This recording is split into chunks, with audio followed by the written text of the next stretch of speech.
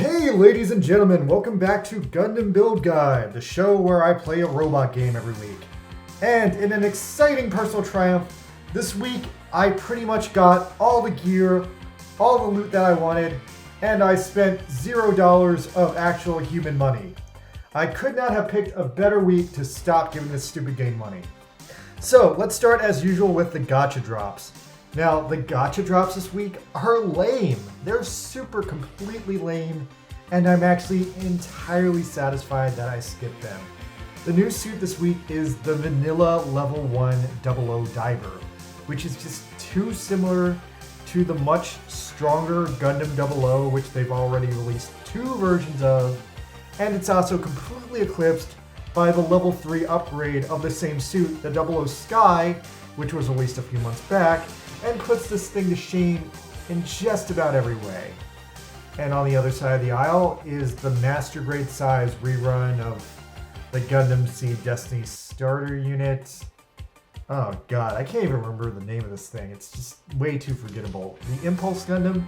Yeah, I think that's it. The old Impulse Gundam, which was a knockoff of the old Strike Gundam, which was just a knockoff of the old original Gundam.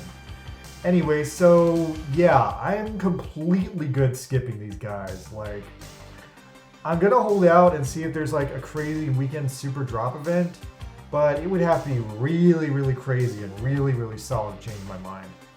So anyway, despite not doing any of the weekly drop suits, I instead put together a team consisting of double Zeta units like the Katoki double Zeta, the new double Zeta, the Zaku 3, and those got me enough of a bonus that I was able to clean out the weekly missions.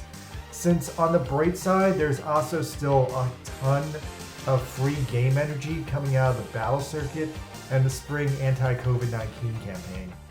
Now, I had enough skip tickets to very easily farm out the HAMMA, and I didn't go deeper into debt, so complete win on my end. And would you look at this beautiful HAMMA suit? Like, look how crazy that head is. This thing is a literal work of art. I am so sorry for ever thinking that the Rosen Zulu was the HAMMA we had at home. This original is just so much better in every way, except maybe the teeny tiny legs. By the way, if you have the Rosen Zulu already, the HAMMA looks great in its color scheme. But anyway, the HAMMA, that's just such a unique double Zeta suit. And it's one we needed because, as this event has unfortunately painfully reminded me, there's technically only like 4 double Zeta suits in this game after all this. Like, the Kublai doesn't count because it was in Zeta first, the Calpool doesn't count because it's the Turn A version, and yeah, the HAMMA is just a great choice. It looks sick as hell, and it's an awesome suit to build around. Great possibilities with this thing. And speaking of the double Zeta, so the double Zeta has now been replaced as the whale tier suit in the game. So if you have any remaining tickets, make sure you use them in the next 5 days, or they're going to be auto sold on like Tuesday. Anyway, so now the new whale suit is the Astray No Name, the bad guy rival unit from Build Divers, which honestly, it's kind of cool, but I don't care for Astray units. And I know this thing is OP as fuck in terms of being a melee unit, but unfortunately the only way to get it is if you make 10 pulls a week for the next 5 weeks. So realistically, that's $500. So is it worth $500 for an OP melee suit with only 4 parts? I don't really think so. In fact, if I'm being honest, this is probably the worst suit that they've ever rolled out in terms of the money you have to spend on it. Because at least with the previous whale suits, you could like, I don't know, skip a week or 2 and just not get the weapons. That's actually what I did with the double Zeta and the New Zeon before that.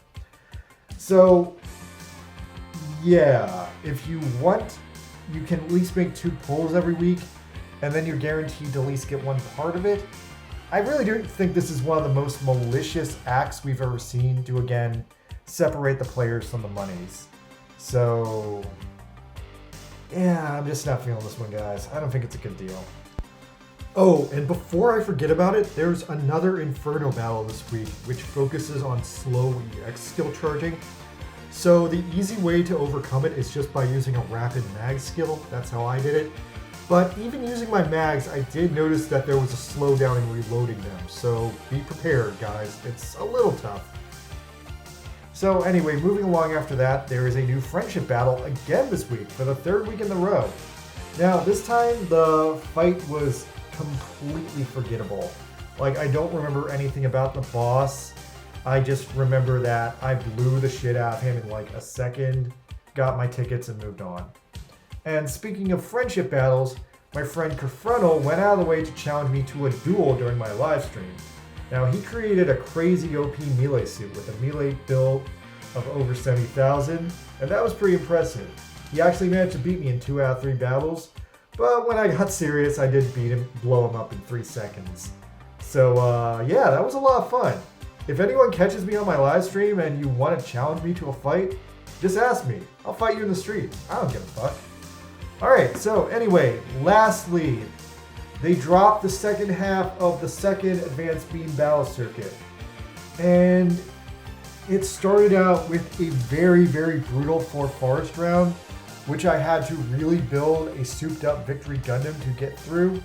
But after that, the rest of the battle circuit was pretty much clean sailing. So stand by for my deep dive video in a few days and I'll try to help you out to get through it. It's a pretty bad one, but it's not the worst one. Alright, anyway guys, that's Build Guide for the week.